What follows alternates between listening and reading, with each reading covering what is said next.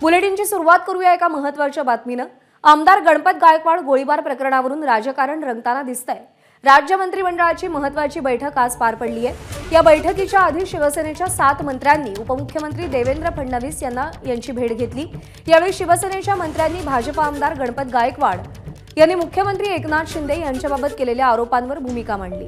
गणपत गायकवाड यांनी माध्यमांसमोर एकनाथ शिंदे यांच्याबाबत असं गंभीर आरोप करणं चुकीचं आहे असं मत शिवसेनेच्या सर्व मंत्र्यांनी फडणवीसांकडे व्यक्त केलं।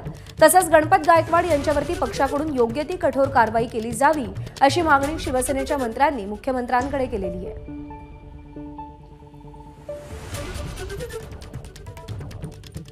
भारतीय जनता पक्षाचे आमदार गणपत गायकवाड यांनी माननीय मुख्यमंत्री एकनाथजी शिंदे साहेबांच्या बद्दल जे तथ्यहीन बेबुनियाद बिनबुडाचे ज्याच्यामध्ये कसलाही अर्थ नाही असे जे आरोप माननीय मुख्यमंत्री एकनाथजी शिंदे साहेबांवर व्यक्तिशः केलेले आहेत त्याच्याबद्दल आम्ही आमचं मत हे माननीय फडणवीस साहेबांच्या समोर मांडलं।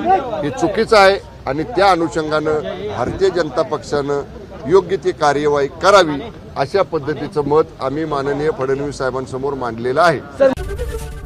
एबीपी माझा, उघडा डोळे बघा नीट।